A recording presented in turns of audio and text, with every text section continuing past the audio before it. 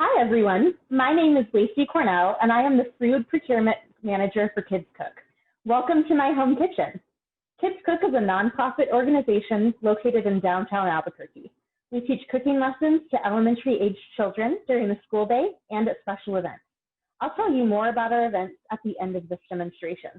So today, we're making two things: prickly pear paletas and granola, both using prickly pear syrup as the sweetener. They're both super kid-friendly recipes that are delicious and fun-colored. So before we get started in cooking, let's wash our hands for 20 seconds using warm, soapy water.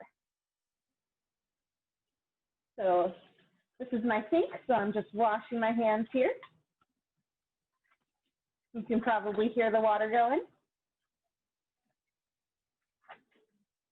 So in a second, we're going to move over to my counter and we're going to start making our granola. Dry my hands off. All right, now we're ready. So before we actually start making the granola, we have to talk about what tools and ingredients are used first in this before we start. So for tools, we need a skillet. I've got one behind me on my stove. We have dry measuring cups, measuring spoons, a liquid measuring cup, a wooden spoon, one ruler. We use these a lot in our classes. 3 medium bowls, 1 baking sheet, and 1 pancake turner style spatula. For our ingredients, we need rolled oats. Sometimes we just need a little bit of pot clanging too. It's fun. Oil, chopped nuts, seeds, prickly pear syrup, dried fruit, and salt. So the first step we have is to preheat our ovens to 325 degrees Fahrenheit. So let's do that now. All right, now that's set. So in our first medium bowl, we have 3. Let's measure out our chopped nuts. Move these over a little bit so we have a little more space. So when we use dry measuring cups, we want to make sure we're filling them all the way to the top. So at Kids Cook, we use rulers to help us get a nice, level, accurate measurement, and we use it to give it a haircut. So we actually need 1 cup of chopped nuts. So I'm going to pour it into my cup. You might get a little bit of spillage, not a worry. The cool thing is it's easy to clean things up after you've been cooking. Sometimes they just like to jump away from you. All right. I would say that's actually pretty level. So we're going to dump it here into this bowl. And to give us a little more space, I'm going to put that closer to our stove top. So now let's measure out our 2 cups of rolled oats.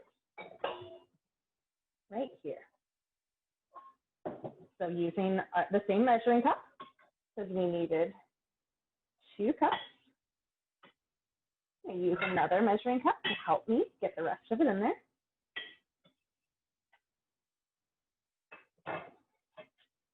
Here's 1 cup. Okay, you can feel free to count along with me.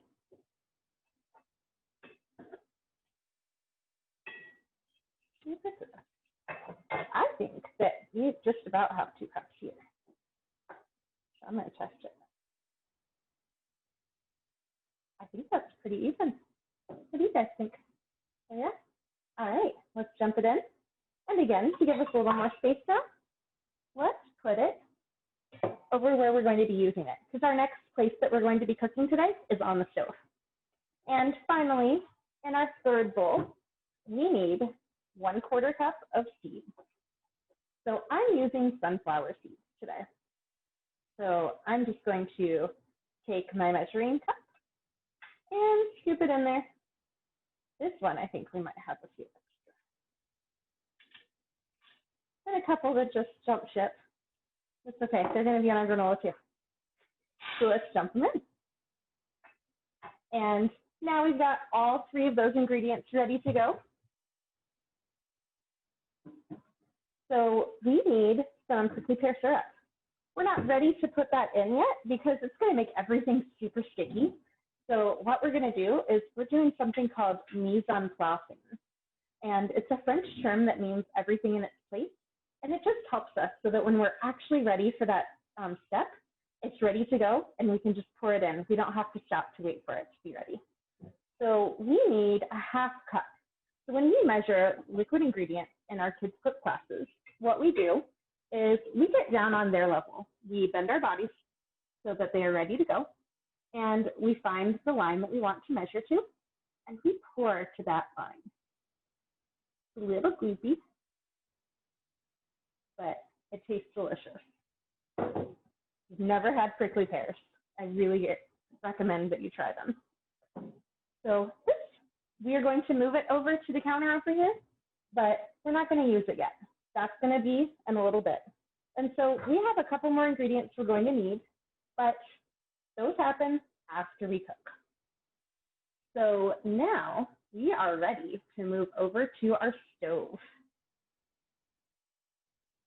So I'm going to put my heat on to about medium. We don't want to burn our stuff because that's not fun. We don't want burnt granola. Nobody likes burnt granola, or at least I don't like burnt granola. So the first ingredient we're going to put in are our nuts. Dump them in. And these are going to toast for about 3 minutes or so. So make sure that you stir them as you go because you don't want them to burn.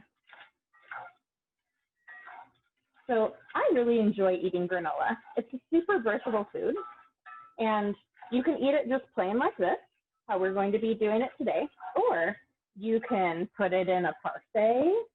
You can put it with ice cream or frozen yogurt. You could put it on top of pancakes or waffles. Or if you're going camping or going on a hike, you can eat it as trail mix. So lots of different things that you can do with it. It's pretty delicious. So this looks like it's still heating up right now.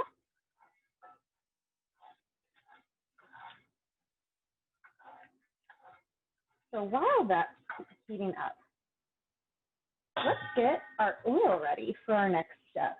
We need, when we cook our oatmeal, we need 3 tablespoons of oil. So I want to make sure that you can see what I'm doing. So I'll have my bowl up here. And we're going to use our measuring spoons now. So I have, looks like 6 measuring spoons on mine. I have 8 teaspoons, 1/4 teaspoon, 1/2 teaspoon, 1 teaspoon, 1/2 tablespoon, and 1 tablespoon. So actually, I have 6 different ones, but we need the biggest one today because we need the tablespoon. So we're not putting it in our pan yet. We are just waiting for those nuts to toast a little bit. So I'm going to pour it into this little bowl. 1, 2, and 3. There we are. Stick the lid back on this. Nobody wants to have to clean up oil from their floor. And then now, let's give this another stir.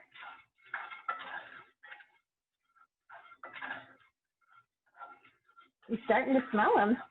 Definitely heating up.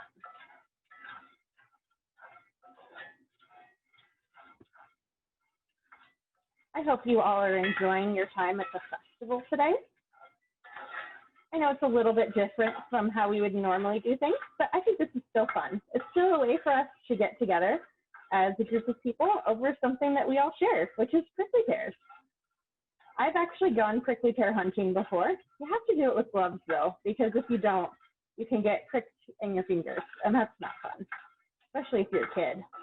So I highly recommend, if you decide to go prickly pear hunting yourself, it's best to do it in the fall. And you can take some tongs with you, like just tongs that you use to cook with, and you just twist them off of the plant, off the paddles. So I think we're getting a little bit of toasting in there. So we're ready to add some oil.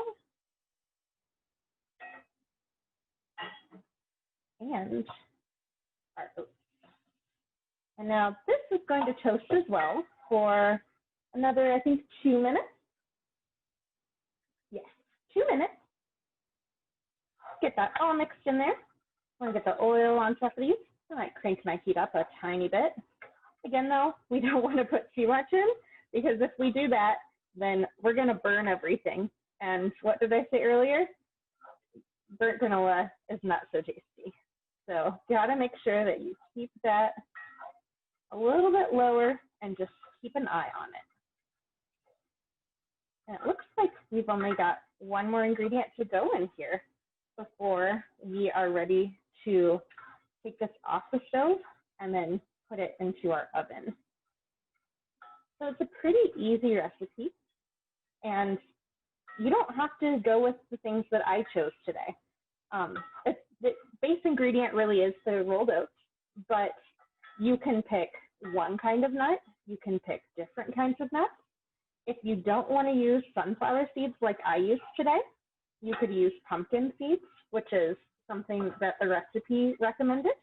But I decided that I really like sunflower seeds, and that's what I wanted today in my granola that I'm using at home. And something else that I like to put into my granola, not at this step, but at the end, are chocolate chips. I really like chocolate chips in my granola.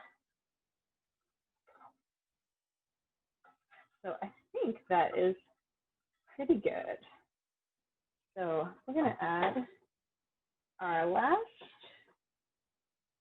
ingredient for that.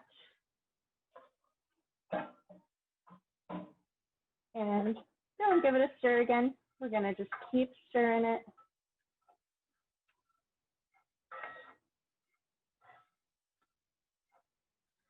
Looking lovely, smelling lovely in here as well. If you're cooking along with me, I hope that you are also getting some lovely smells. I love the smell of toasted oatmeal. Nice and earthy.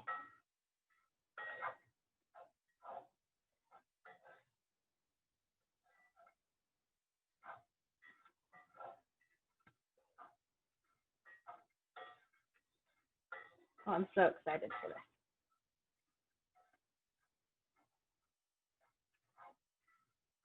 And I'm also really excited when we add this to it. Oh, this is going to be so cool.